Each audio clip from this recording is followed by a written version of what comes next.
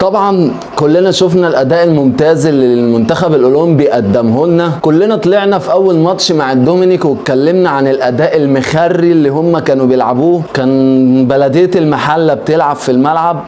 شفنا بعدها ماتش اوزبكستان. لقينا ان المباراة بدأت تتحسن.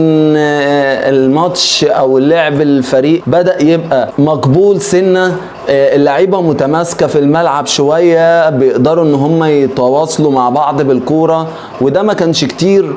عاتبنا طبعا المدرب على الدفاع اللي كان من بدري جدا جدا جدا. مش متخيل انك بتدافع من الدقيقه 60؟ انت متخيل الوقت اللي انت نص ساعه بتلعب؟ اهلكت اللعيبه في الدفاع والضغط الكتير اللي كان عليهم. وكلنا كنا شايفين اوزبكستان وقوه الفريق وقوه اللعيبه بتاعتهم كانت عامله ازاي. فالدفاع اللي من بدري قوي ده مش كويس جدا، بيهلك.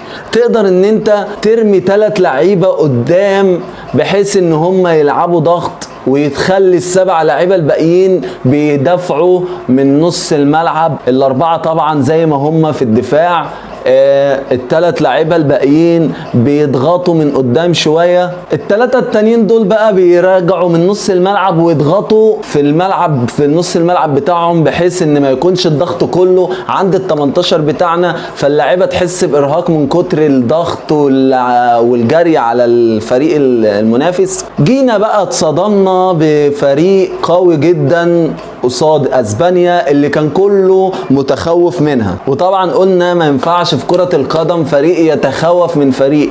في حاجة اسمها احترام الفريق، بس عدم الخوف. الخوف بيقلل من مستواك البدني، من تفكيرك. كل ده بيحصل لما انت تكون داخل الماتش خايف جدا من الفريق المنافس. شفنا اداء ممتاز، تماسك في الدفاع بطريقة كويسة جدا، هجمة مرتدة بتبقى كويسة، وانتقالة من الدفاع للهجوم بطريقة محترفة. أداء نني الممتاز بطريقة فظيعة جدا جدا. كله يعني انتقد انتقال النني للأولمبيات واللعب مع المنتخب، بس كله تفاجأ بصلابة اللاعب، البدني القوي للاعب، ان هو بيقدر يدافع ويقدر يبني هجمات. ممتاز بصراحة. زيزو بقى فاق، بدأ يفوق معانا، وبدأ زيزو اللي احنا نعرفه.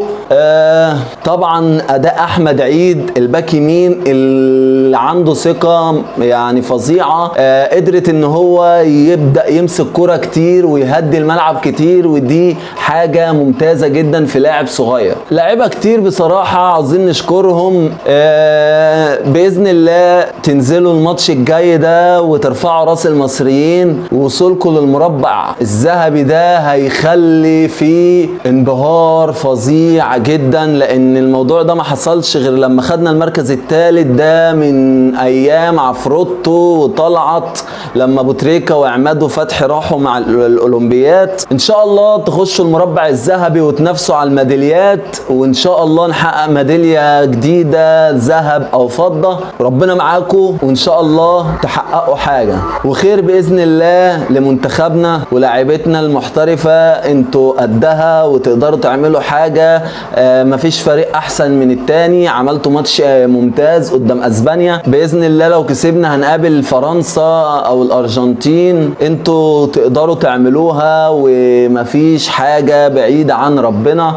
انزلوا رجاله، انزلوا بتركيز قوي. هتعملوا حاجه محترمه الاولمبياد دي باذن الله، وربنا معاكم. سلام.